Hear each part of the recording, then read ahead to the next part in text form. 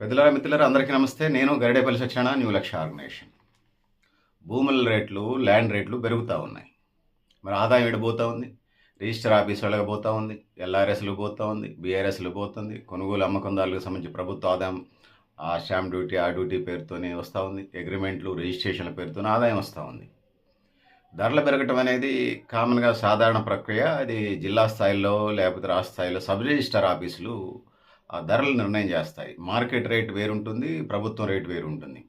అక్కడ గజం 100 రూపాయలే ఉంటుంది మామూలుగా గవర్నమెంట్ రేటు. కానీ బయటకు వచ్చినప్పుడు గజం 20,000 నుంచి 50,000 ఉండొచ్చు.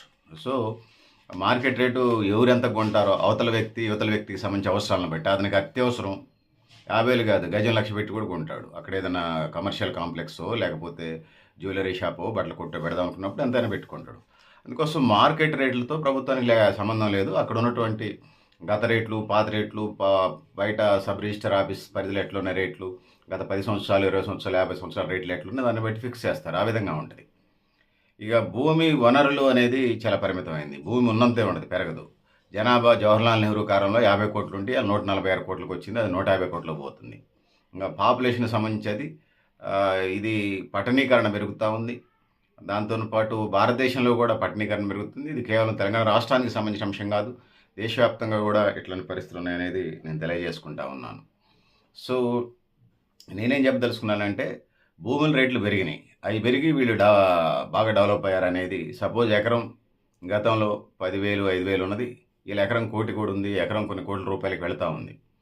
సో దీనివల్ల ఆదాయం అయితే ప్రభుత్వానికి సంబంధించినటువంటి రెవెన్యూ వాళ్ళకి, అదేవిధంగా ముఖ్యంగా రిజిస్ట్రేషన్ విభాగానికి వస్తాయి.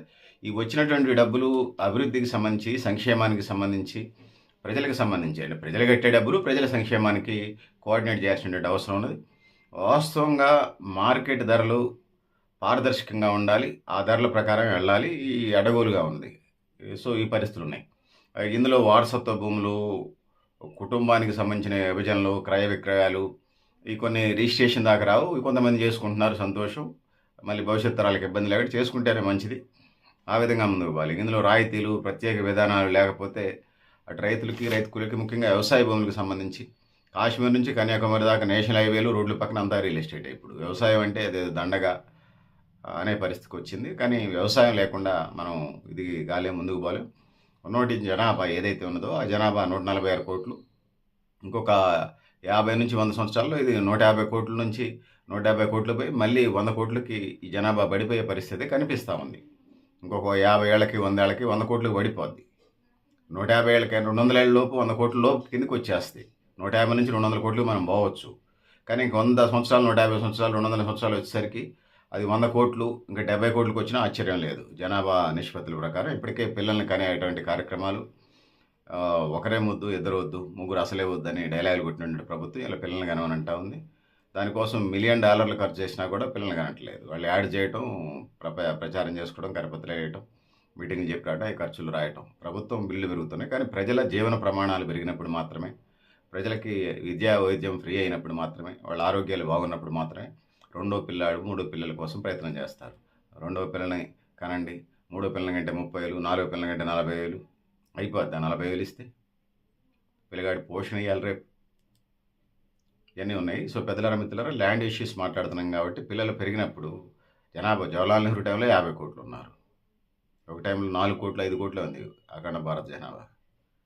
పాకిస్తాన్, ఇండియా కలిపితే కూడా 5 కోట్లు లేనట్టు జనాభా. అసలు అఖండ భారత్ కలిపితే కూడా 10 కోట్ల జనాభా లేదు, మొత్తం 5 కోట్ల జనాభా. సో ఇవన్నీ ఉన్నాయి. సో ఇది భూమికి సంబంధించిన మరింత సమాచారం మీరు కూడా మీ అభిప్రాయాలు కామెంట్ బాక్స్ రాయండి. నేను కూడా ఇన్బాక్స్ డిస్క్రిప్షన్లో మరింత సమాచారం రాస్తానని తెలియజేసుకుంటూ, పెద్దలారా మిత్రులారా మీరు కూడా మీ అభిప్రాయాలు కామెంట్ బాక్స్లో రాయండి. థ్యాంక్ యూ అండాలి పెద్దలారా.